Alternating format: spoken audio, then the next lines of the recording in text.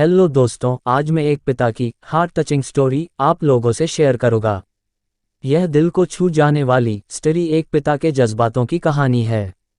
इस कहानी से आप लोगों को बहुत कुछ सीखने को मिलेगा। इस कहानी को लिखने का मेरा एक ही मतलब था कि मैं पिता की भावनाओं को आप लोगों के साथ बहुत ही सुंदर स्टोरी में पिरोकर आप लोगों से शेयर करूं। आपने माँ के बारे में तो बहुत सुना होगा, बहुत जगह पढ़ा भी होगा।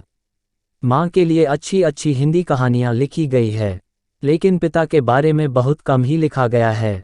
तो दोस्तों, यह हार्ट टचिंग स्टोरी उन फादर्स को समर्पित है जो अपने परिवार के लिए जी जान से काम करते हैं, खुद की इच्छाओं को मारकर अपने बच्चों के सपनों को पूरा करते हैं। यह स्टोरी शुरू होती है जब मैं घर से गुस्से में बड़बड़ाते हुए निकल आया था और बस स्टैंड की तरफ आगे बढ़ने लगा। मैं मन ही मन बड़बड़ा रहा था, पता नहीं कितने पैसे छुपा के रखे हैं, लेकिन मेरे लिए एक बाइक नहीं ले सकते। अब मैं यहाँ से चला जाऊँगा और तब तक वापस नहीं आऊँगा जब तक मैं खुद के पैसों से बाइक नहीं खरीद लेता। इतना सोच ही रहा था तभी मेरे पैर में मुझे कुछ चुभने का एहसास हुआ। नीचे देखा तो समझ आया कि जल्दबाजी में पापा के जूते पहन आया हूँ। उन जूतों में कील उभरी हुई थी जो मेरे पैर में बार बार घाव किए जा रही थी, लेकिन उस समय गुस्सा अधिक था तो मैं बड़बड़ाते हुए आगे बढ़ गया। एकाएक मुझे याद आया कि मैं पापा का पर्स भी साथ ले आया हूँ। मेरे खुराफाती दिमाग में एक ख्याल आया, क्यों ना आज पापा का पर्स चेक किया जाए, जिसे आज तक उन्होंने किसी को हाथ तक नहीं लगाने दिया था।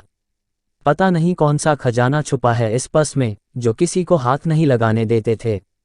जब मैंने पापा का वह पुराना पर्स खोलकर देखा तो उसमें पैसे तो नहीं मिले, लेकिन पैसों की जगह पर एक डायरी रखी हुई थी।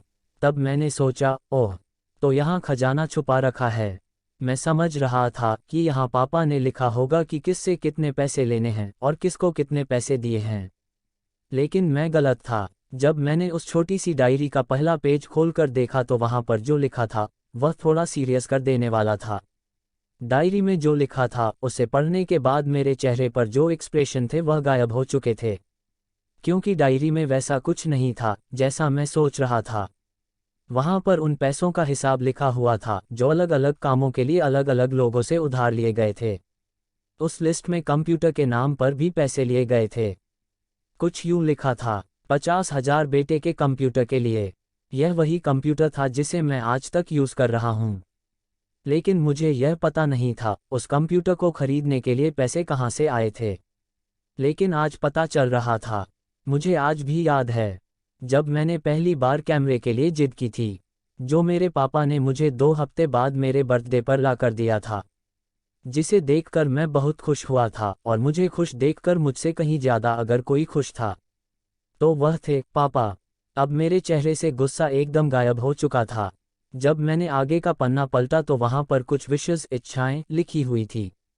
पहली जो विश थी उसमें जो लिखा हुआ था, अच्छे जूते पहनना।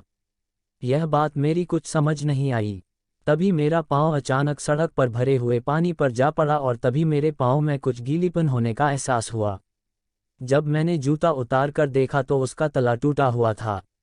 यह देखकर मुझे डायरी में लिखी बात याद आ गई। तभी मुझे माँ पापा की कही बातें भी याद आ रही थी कि कैसे माँ जब कहा करती थी पापा से, अब तो जूते पुराने हो गए, नए ले लीजिए, तो पापा अक्सर यह कहकर टाल दिया करते थे, जूते अभी और चलेंगे, अभी कुछ दिन पहले तो लिए थे। मुझे आज समझ आ रहा था कि कितने दिन और चलेंगे। साथ ही साथ यह भी समझ आ रहा था कि पापा पर्स को क्यों छुपा कर रखते थे। तभी उस डायरी को पढ़ते हुए बस स्टैंड पर पड़ी बेंच पर आकर बैठ गया। अब उस डायरी का आखिरी पन्ना बचा हुआ था। उस पन्ने को जब मैंने पलट कर देखा तो वहाँ कल की डेट लिखी हुई थी। तारीख के नीचे लिखा हुआ था 50,000 रुपये बाइक के लिए। बस इतना पढ़ा और दिमाग सन रह गया। अब मेरे मन में कोई शिकवा गिला नहीं बचा था, बस मेरी आंखों से आंसू चले जा रहे थे। मुझे आज तक नहीं पता तब मैं क्यों रोए जा रहा था। अब मैं जल्दी से घर की तरफ भागा, लेकिन जूतों की वह कील पाँव में अब तक घाव बनाने में कामयाब हो चुकी थी। मैंने जूतों को रास्ते में ही निकाल कर फेंक दिया और भागते लड़खड़ाते हुए घर जा पहुंचा, लेकिन पापा घर पर नहीं थे। मैं समझ गया वह कहाँ थे। मैं सीधा पास वाली बाइक एजेंसी की तरफ भागा। पता नहीं आज कहाँ से इतनी ताकत आ गई थी कि मैं भागते हुए थक नहीं रहा था, और वह भी बिना जूतों के नंगे पैर। जैसे तैसे मैं बाइक एजेंसी पर पहुंचा, पापा वही थे।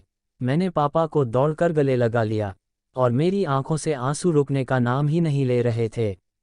पापा को समझ नहीं पा रहे थे, आखिर हो क्या रहा है, मैं क्यों रो रहा हूँ। मैंने पापा से कहा, पापा मुझे मोटरसाइकिल नहीं चाहिए, आप अपने लिए जूते ले लीजिए। अब आज से मैं जो भी करूँगा अपनी मेहनत से अपने बलबूते पर पढ़कर करूँगा। दोस्तों, बस इतनी सी थी ये कहानी। यह हार्ट टचिंग स्टोरी लिखते हुए आज मेरी भी आंखें नम हुई है। मैं आज आपसे कहना चाहूँगा, ठीक ऐसे ही होते हैं हमारे पिता। हम अक्सर देखते हैं कि हम अपनी माँ से हर बात शेयर करते हैं और माँ भी इसके बदले में हमें बहुत प्यार देती है। लेकिन एक शख्स ऐसा भी होता है जो हमें छुपकर प्यार करता है। वह होते हैं हमारे पिता। यह परिवार में एकमात्र ऐसा व्यक्ति होता है जो अपने बच्चों से उन्हें बिना जताए छिपकर प्यार करता है, खुद की इच्छाओं को मारकर बच्चों के लिए सपने देखता है और उनकी खुशी में ही खुश हो जाता है। मुझे नहीं पता कि आप अपने पेरेंट्स की इज्जत करते हो या नहीं, लेकिन अगर आपके पास पेरेंट्स हैं तो आप बहुत खुश नसीब हो, क्योंकि इस दुनिया में बहुत से लोगों को तो पेरेंट्स का प्यार भी नसीब नहीं होता। अंत में मैं यही कहना चाहूँगा कि माँ बाप की भावनाओं का सम्मान करें।